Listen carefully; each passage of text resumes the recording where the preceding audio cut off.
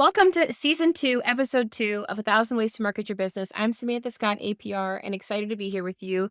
And today we're talking about how to build a high performing marketing team. And who better to join me than Hannah Ramsey?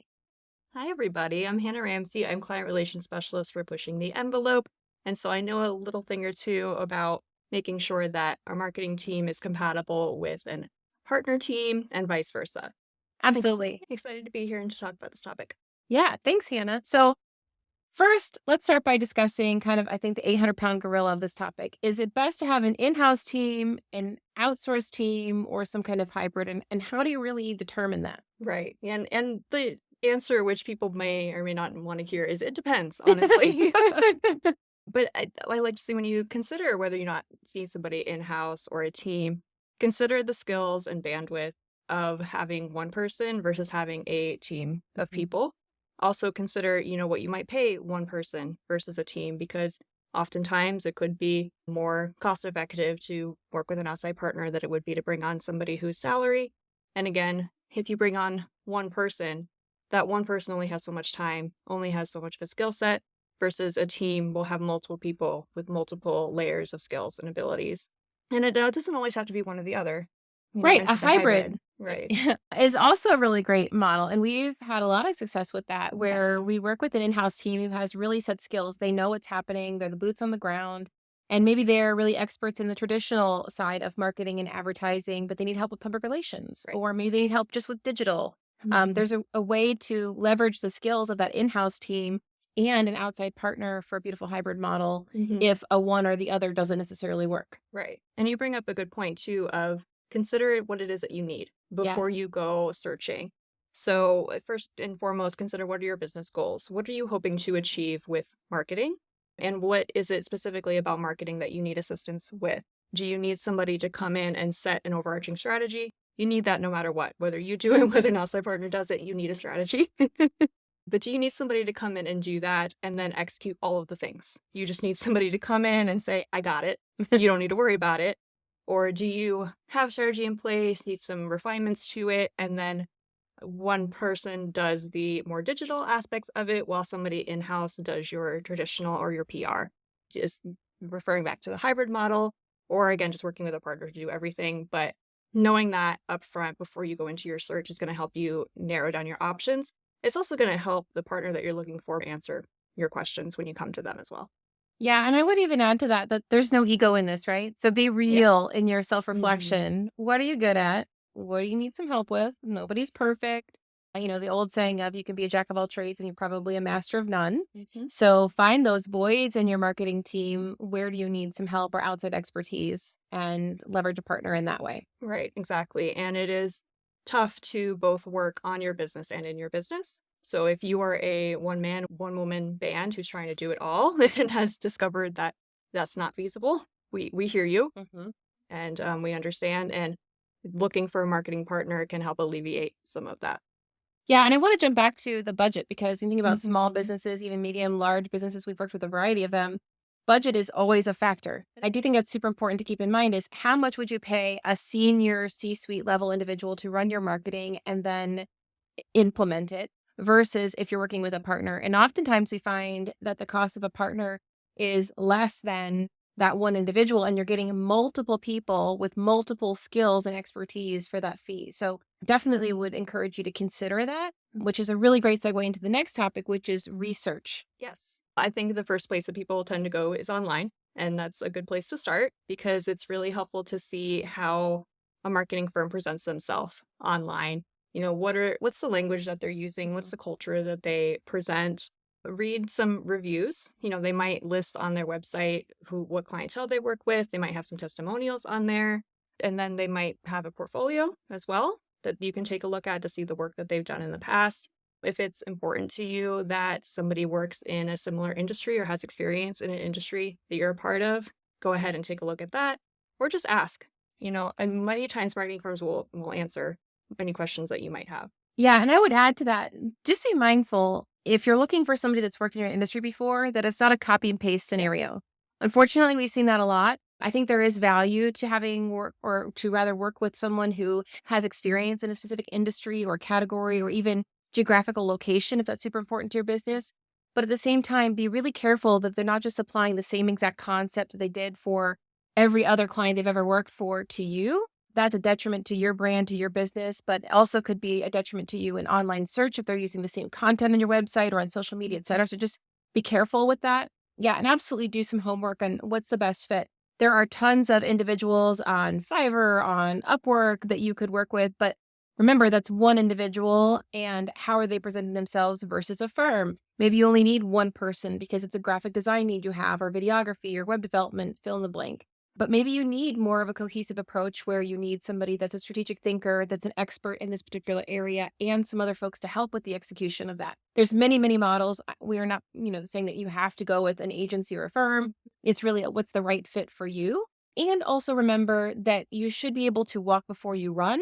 So if you are just kind of trialing this out and you want to see how it goes, maybe trial just working with that firm or a partner on one thing, one area of business, and then add on as you feel comfortable and they get to know you. Right. And jumping back to the industry point too, I think it is a detriment if they're copy paste, but you could also have a benefit of working with somebody who maybe has like a little experience in the industry, but not entirely, because things that they've applied to maybe a different industry could work Absolutely. creatively in another way for yours that maybe somebody who's so used to being in your industry would have never thought of because they don't have that outside knowledge or outside experience. That's a So, great point. We've experienced that yes. firsthand where, we're working with this restaurant and then we're working with a professional service firm and we would never think that what worked here would work there, Right. but it does. So definitely the creative approach.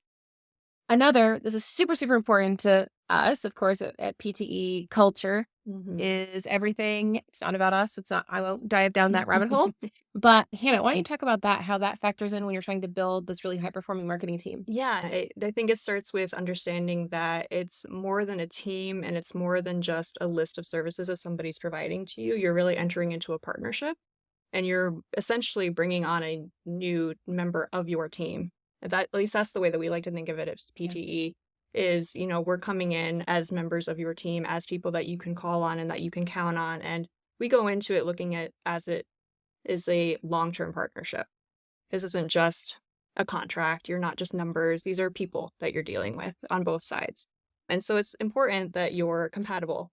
I mean, if you want to think of it like you're on a dating site and you want to speed date a bunch of agencies to Yeah. see who you fit with. But yeah, a culture and, PTE, we like to say it's like that ethics over everything. So when Yes. we are going into looking into a new business prospect, these are things that we look for that are important to us of how do they operate? Are they going to operate the same way that we do? Do they have the same values that we do? Yeah. And so when you're looking for a firm, those are things that you should be considering as well. Yeah. What's their approach to communication? Will they Mhm. only text? Will they do in person meetings, email? What's their response time? How do they measure the work that they're doing for you? And again, that's something that I'm super passionate about, but testing and measuring, they should be able to prove their ROI to you. If they say that they can't, I would encourage you to look elsewhere. But all those things are really important. And it really should be a two-way interview. I would say that's something else is we ask a lot of questions when Right. we're starting to work with a new partner. And if you're meeting with a firm and they don't ask you any questions, that would be kind of a red flag for me. They should be trying to get you to know you and understand you and your brand and ultimately your goals. And that really ties back to what you're saying, Hannah, is be really clear about where are you trying to go? What are you trying to Mhm. accomplish with this endeavor? Are you trying to grow sales? Are you trying to increase brand awareness? What are the metrics that are going to mean success for you at the end of the day? That end of the day could be 6 months from now, a year from now, a month from now, but be super clear on that. And that's going to help Mhm. direct who you're looking for and understand that there are lots of agencies who can do everything, but they probably have one area that they're really excellent at. So I encourage you, if you're clear on what you're trying to accomplish, look for those folks that have expertise in that specific area. Mhm. And when you're going through this process too, I would encourage you to think of it as an investment versus just a cost. Yes. You don't want to go with the cheapest option. The cheapest option is not always the best. Good, And so, fast, and cheap. Pick two. yeah, exactly. Think about it like this is a tool in your toolkit for your business's growth, and you want the best tool possible. You're not just gonna go to Home Depot and pick up the first saw that you I find. should hope not. Yeah, you want the power saw. So you're gonna do your research, and you're going to do the two-way interview process. You're going to figure out if this is the best fit for you culturally, and that's gonna lead you to the best investment possible for your business and your business's growth. Yeah, and in that interview process too, find out who's your point of contact. Who are you going to be dealing with? Are you talking with the head person now, but eventually you're going to get pawned off on a junior associate. Those are really important things to understand. Who are you working with? And then how are they going to measure that investment? Because you're absolutely right. It is an investment. Mhm. That is, or at least that's what it should be. Yes. It can be a cost if you get no tracking performance, etc. But really, it should be an investment that is giving you a return. And it's very important that at the beginning, both parties, whether you're hiring somebody to do a job in house, whether you're working with an individual partner, if you're working with a firm, that everybody is clear on what does success look like and what are we measuring to determine did we generate the kind of return on that investment that we were looking for. Yes. Yeah, and that should be proven throughout the process, not just a one-time thing. At PTE, we like to start off with setting a strategy, doing an assessment, figuring out where we're starting from, and then measuring along the way to see what's working and what's not. But if we don't know where we're starting from and we don't know what our end goal is, it becomes really tough in the middle there. Yeah, and I would also say, be open to communication and share feedback because Yes. any good partner, whether they're an outside partner or an employee, would want that feedback, even if Mhm. it's difficult. What's working from your perspective and what isn't. Right. And if you've had past experiences and that's why you're listening to this because you weren't able to build a highly effective marketing team, bring that to the table as well, but don't hold it against those new people Right. either. Right. Oftentimes we come in situations where somebody's had a bad experience and they're a little bit jaded. Totally understand that. Communicate that hesitancy and then let whoever it is that you're hiring who hopefully can do the job for you well and kind of change that perspective. But yeah, absolutely. Communicate throughout is very, very important and set reasonable expectations. Mhm. And I think kind of just summarizing all of this is it really starts with a strategy, knowing very clearly what are your goals, what are you trying to accomplish, where are you trying to go, what are your needs, and leaving your ego at the door Mm. to self evaluate really clearly.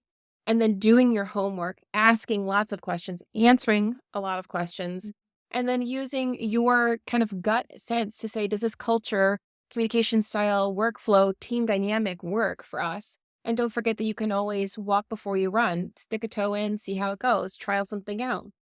And if you've got more questions about this, please feel free to comment. We would be more than happy to talk through it and give you some feedback from our experiences. Yes.